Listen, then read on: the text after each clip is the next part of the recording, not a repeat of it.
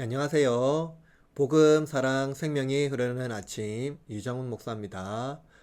어, 오랜만에 뵙지요. 지난 한 주간 GCM 세미나를 통해서 많이 배워왔습니다. 배운 것들을 여러분과 함께 잘 나누고 또 우리의 신앙이 하나님의 기뻐하는 신앙이 되기를 바랍니다. 오늘 아침은 신명기 25장 1절에서 19절 말씀이고요. 존귀한 그대들이라는 주제로 함께 아침 묵상을 시작하겠습니다. 제 25장. 사람들 사이에 시비가 생겨 재판을 청하면 재판장은 그들을 재판하여 의인은 의롭다 하고 악인은 정죄할 것이며, 악인에게 태형이 합당하면 재판장은 그를 엎드리게 하고 그 앞에서 그의 죄에 따라 수를 맞추어 때리게 하라. 40가지는 때리려니와 그것을 넘기지는 못할지니, 만일 그것을 넘겨 매를 지나치게 때리면 네가 내 형제를 경히 여기는 것이 될까 하노라. 곡식 떠는 소에게 망을 씌우지 말지니라. 형제들이 함께 사는데 그중 하나가 죽고 아들이 없거든 그 죽은 자의 아내는 나가서 타인에게 시집가지 말 것이요, 그의 남편의 형제가 그에게로 들어가서 그를 맞이하여 아내로 삼아 그의 남편의 형제된 의무를 그에게 다 행할 것이요, 그 여인이 낳은 첫 아들이 그 죽은 형제의 이름을 잊게 하여 그 이름이 이스라엘 중에서 끊어지지 않게 할 것이니라. 그러나 그 사람이 만일 그 형제의 아내 맞이하기를 즐겨하지 아니하면 그 형제의 아내는 그 성문으로 장로들에게 나아가서 말하기를, 내 남편의 형제가 그의 형제의 이름을 이스라엘 중에 잊기를 싫어하여 남편의 형제된 의무를 내게 행하지 아니하나이다 할 것이요, 그 성읍 장로들은 그를 불러다가 말할 것이며, 그가 이미 정한 뜻대로 말하기를, 내가 그 여자를 맞이하기를 즐겨하지 아니하노라 하면 그의 형제의 아내가 장로들 앞에서 그에게 나아가서 그의 발에서 신을 벗기고 그의 얼굴에 침을 뱉으며 이르기를, 그의 형제의 집을 세우기를 즐겨 아니하는 자에게는 이같이 할 것이라 하고 이스라엘 중에서 그의 이름을 신 벗김 받은 자의 집이라 부를 것이니라. 두 사람이 서로 싸울 때에 한 사람의 아내가 그 치는 자의 손에서 그의 남편을 구하려 하여 가까이 가서 손을 벌려 그 사람의 음낭을 잡거든 너는 그 여인의 손을 찍어버릴 것이고 네 눈이 그를 불쌍히 여기지 말지니라. 너는 네 주머니에 두 종류의 저울추 곧 큰 것과 작은 것을 넣지 말 것이며, 네 집에 두 종류의 돼 곧 큰 것과 작은 것을 두지 말 것이요, 오직 온전하고 공정한 저울추를 두며 온전하고 공정한 퇴를 둘 것이라. 그리하면 네 하나님 여호와께서 네게 주시는 땅에서 네 날이 길리라. 이런 일들을 행하는 모든 자, 악을 행하는 모든 자는 네 하나님 여호와께 가증하니라. 너희는 애굽에서 나오는 길에 아말렉이 네게 행한 일을 기억하라. 곧 그들이 너를 길에서 만나 네가 피곤할 때에 네 뒤에 떨어진 약한 자들을 쳤고 하나님을 두려워하지 아니하였느니라. 그러므로 네 하나님 여호와께서 네게 기업으로 주어 차지하게 하시는 땅에서 내 하나님 여호와께서 사방에 있는 모든 적군으로부터 네게 안식을 주실 때에 너는 천하에서 아말렉에 대한 기억을 지워버리라. 너는 잊지 말지니라. 오늘 우리가 읽은 신명기는 다양한 법들이 등장해서 혼란스러울 수 있습니다. 물론 이 법은 고대법으로 지금은 다 폐기되었습니다. 그러나 이 법에 포함된 정신은 그대로 유지됩니다. 이 법의 핵심은 인간의 존엄성입니다. 법은 악인과 의인에 대하여 명백한 구분으로 형벌과 보상을 제시합니다. 그래서 의인은 의롭다 하고 악인은 정죄합니다. 악인의 형벌에 대해서 태형을 선고할 때 이스라엘법에서 40대를 넘어서는 안 되었습니다. 그래서 이스라엘은 39대를 때렸다고 합니다. 실수할 수도 있으니 한 대를 감한 것입니다. 우리도 사도 바울이 이 태형을 맞은 것을 성경을 통해서 알 수 있습니다. 그런데 여러분, 왜 이 태형을 40대에 제한을 두고 있을까요? 그것은 내 형제를 경히 여기는 것이 될까 하노라 라고 말씀하고 있기 때문입니다. 이것을 통해서 법조항의 정신을 우리에게 알려주고 있는 것이죠. 악인에 대한 형벌을 내리되 그에 대한 존엄성에 대하여 경히 여기지 말라는 것입니다. 또 본문은 한 여인이 남편이 죽게 되면 타인에게 시집을 가지 말고 그 가문의 형제들이 죽은 형제의 아내에게 장가가서 그녀를 돌봐야 한다고 말씀하고 있습니다.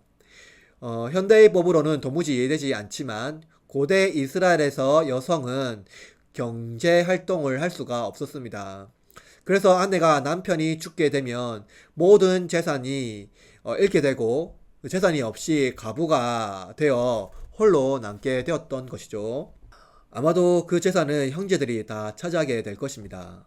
오늘같이 보험도 없고 아무도 그녀를 돌보지 않는다면 그녀 홀로 자기 생을 책임져야 합니다. 그러나 남편의 형제 중 한 사람에게 시집가게 되면 재산을 보호할 수 있으며 생을 꾸려 나갈 수 있습니다. 그녀의 삶이 보호받을 수 있는 것입니다. 그리고 그 가문에서 떨어지는 것이 아니라 그 가문의 한 사람으로 인정받습니다. 이는 하나님의 언약에서 중요한 의미인데 그 이름이 이스라엘 중에서 끊어지지 않게 할 것이기 때문입니다. 형제들이 그녀에게 의무를 다하면서 결코 홀로 남겨지지 않고 그녀의 존엄이 인정되며 남편의 사랑을 그의 형제 중에 한 사람을 통해서 받게 될 것입니다. 또 본문은 아주 어색한 법이 하나 등장하는데요. 두 사람이 서로 싸울 때에 한 사람의 아내가 남편을 위해서 다른 남자의 음경을 잡았을 때 그 손을 찍어버리라고 말합니다. 즉, 남자의 음경을 여성의 손으로 잡는 행위를 말하고 있는 것이죠. 오늘날 음경을 발로 차거나 그 행동하는 퍼포먼스가 개그 소재로 사용되는데요. 당시 남성의 음경에 어떤 폭력적인 행위를 하는 것은 아주 위험한 행위였습니다. 여성이 남편을 위하여 상대 남자의 음경을 잡는 것은 그 남성의 존엄을 해치는 행위이며 수치를 주는 행위입니다. 손으로 음경을 잡을 때 음경을 상해를 주기 위하여 터질 듯이 움켜잡는 것을 말합니다. 그럼 음경에 손상을 주어 자녀를 낳을 수 없게 되겠죠. 아무리 연약한 여인이라도 인간의 존엄성을 해치는 행위는 용서받을 수 없는 것이었습니다. 마지막으로 저울에 관한 법입니다. 저울은 무게를 저울질하며 공평하게 값을 치르는 도구입니다. 그런데 더 많이 받기 위해서 주머니에 무거운 추를 넣는 행위는 상대방을 모욕하는 행위이지요. 하나님께서 이러한 자들을 벌하신다라고 말씀합니다. 본문을 통해 우리가 배운 것은 무엇인가요? 그것은 하나님께서 인간의 존엄을 매우 중요하게 다루신다는 것입니다.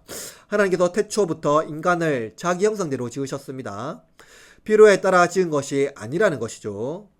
하나님께서 태초에 인간을 자기 형상대로 지은 것, 그것은 성부, 성자, 성령께서 서로 사랑함으로써 사랑의 기쁨을 우리와 함께 누리기 위하여 자기 형상적 존재로서 인간을 만드신 것입니다. 이처럼 인간의 존엄은 하나님과 같은 형상을 지니고 있는 매우 독특한 존재라는 것이죠. 그러므로 여러분, 저와 여러분이 얼마나 위대하고 엄청난 존재입니까?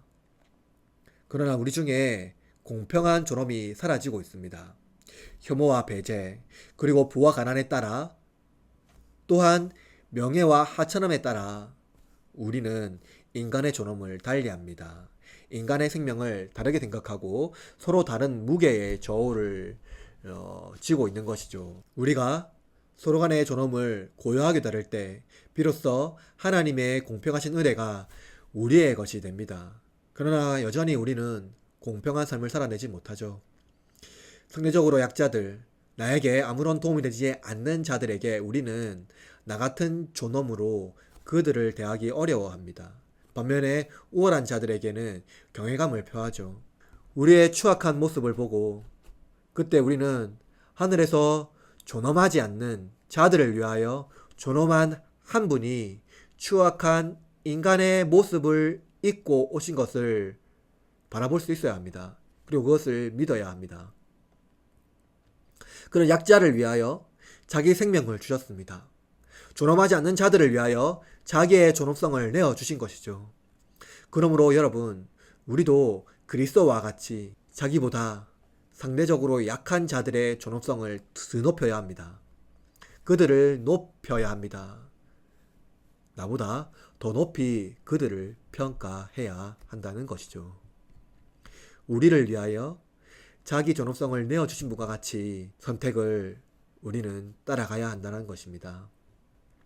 오늘 우리의 존엄성이 하나님의 형상이라는 사실을 기억하고 우리 모두가 자격 조건이 아닌 존재만으로 하나님의 형상이라는 사실을 서로 깨닫고 서로 존중하며 당신의 이웃과 당신의 존엄성을 드높이는 하루가 되기를 바랍니다. 하나님은 자신을 내어주심으로 우리를 드높이셨습니다. 우리를 그가 있는 곳으로 인도하신 것이죠. 그러므로 여러분, 우리는 이 땅에서 그들을 나와 같이 있는 곳으로 이끌어내시길 바랍니다. 나보다 더 높이 그들을 평가하는 여러분이, 저와 여러분이 되었으면 좋겠습니다.